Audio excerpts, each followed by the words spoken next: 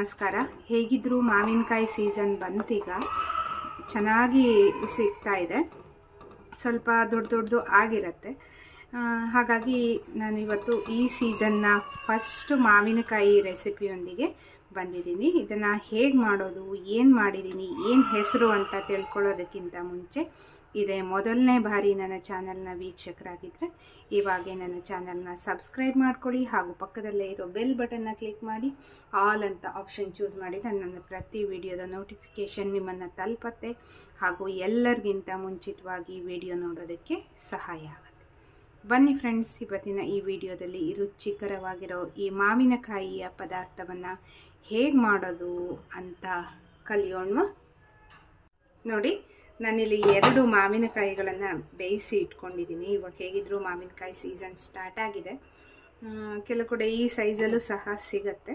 ಇಂಥ ಟೈಮಲ್ಲಿ ಈ ರೀತಿ ಮಾವಿನಕಾಯಿ ರೆಸಿಪಿಗಳನ್ನು ಮಾಡುವಂಥದ್ದು ಎಲ್ರಿಗೂ ರುಚಿ ಕೊಡುವಂಥದ್ದು. ಸೀಸನಲ್ಲಿ ಏನೇನು ರೆಸಿಪೀಸ್ ಬರುತ್ತೋ ಆ ರೀತಿಯನ್ನು ಮಾಡಿಕೊಂಡು ಹೋಗುವಂಥದ್ದು ಒಳ್ಳೆಯದು. ಇವಾಗ ಇದನ್ನು ಪೂರ್ತಿ ಸಿಪ್ಪೆ ಎಲ್ಲ ತೆಗೆದು ಗುಳ ಎಲ್ಲ ನೀಟಾಗಿ ತೆಗೆದು ರೆಡಿ ಮಾಡ್ಕೋಬೇಕು. ನೋಡಿ, ಇವಾಗ ಚೆನ್ನಾಗಿ ಗುಳವನ್ನು ತೆಗೆದಿಟ್ಕೊಂಡಿದ್ದೀನಿ. ಇದನ್ನೀಗ ಒಂದು ಪಾತ್ರೆಯನ್ನು ತೊಗೊಂಡ್ಬಿಟ್ಟು ಚೆನ್ನಾಗಿ ಸೋಯಿಸ್ಕೊತಾ ಇದ್ದೀನಿ. ಯಾಕೆಂದರೆ ನಮಗೆ ರಸ ಮಾತ್ರ ಬೇಕಾಗುತ್ತೆ. ನಾವು ಎಷ್ಟೇ ನೀಟಾಗಿ ಗುಳನ ತೆಗೆದಿರ್ತೀವಿ ಅಂದರೂ ನೋಡಿ, ಈ ಥರ ಅಂಶಗಳು ಸಣ್ಣ ಸಣ್ಣ ಹೋಳುಗಳ ರೀತಿಯಲ್ಲಿ ಉಳ್ಕೊಂಡಿರತ್ತೆ. ಹಾಗಾಗಿ ಚೆನ್ನಾಗಿ ಈ ರೀತಿಯಲ್ಲಿ ಗಾಳಿಸ್ಕೋಬೇಕು.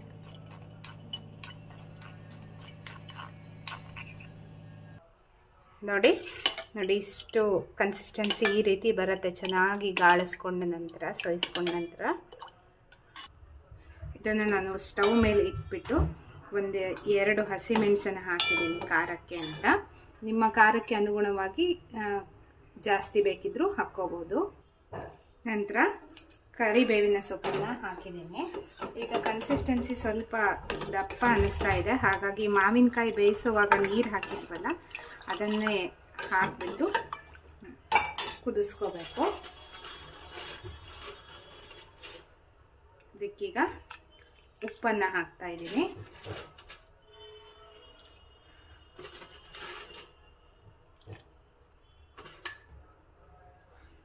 ಚೂರು ಬೆಲ್ಲವನ್ನು ಹಾಕ್ತಾ ಇದ್ದೀನಿ. ಈಗ ಚೆನ್ನಾಗಿ ಕುದಿಸ್ಕೋಬೇಕು.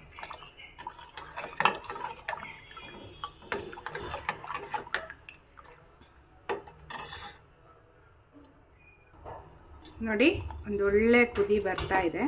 ಇದಕ್ಕೆ ನೀವು ಬೇಕಿದ್ರೆ ಹೀಗೆ ಡೈರೆಕ್ಟಾಗಿ ಒಂದು ಒಗ್ಗರಣೆಯನ್ನು ಕೊಟ್ಕೋಬೋದು. ಆದರೆ ಇಲ್ಲಿ ಒಂದು ಹೊಸ ರುಚಿಯನ್ನು ತರೋದಕ್ಕೋಸ್ಕರ ಕೊನೆಯದಾಗಿ ನಾನಿಲ್ಲಿ ತೆಂಗಿನ ಹಾಲನ್ನು ಹಾಕ್ತಾಯಿದ್ದೀನಿ. ಕಾಯಿ ಹಾಲು ಏನಿರುತ್ತೆ ಅದನ್ನು ಹಾಕಿಬಿಟ್ಟು ಚೆನ್ನಾಗಿ ಒಮ್ಮೆ ಕುದಿಸ್ಕೋಬೇಕು. ಅಂದರೆ ತುಂಬ ಕುದಿಸೋದು ಬೇಡ, ಒಂದು ಕುದಿ ಬಂದರೆ ಸಾಕು. ನೋಡಿ, ನಾನಿಲ್ಲಿ ಇದಕ್ಕೀಗ ಸಾಸಿವೆ, ಇಂಗು ಮತ್ತು ಎಣ್ಣೆ ಹಾಕಿರುವಂತಹ, ಕೊಬ್ಬರಿ ಎಣ್ಣೆ ಬಳಸಿರುವಂತಹ ಒಗ್ಗರಣೆಯನ್ನು ಹಾಕಿದ್ದೀನಿ.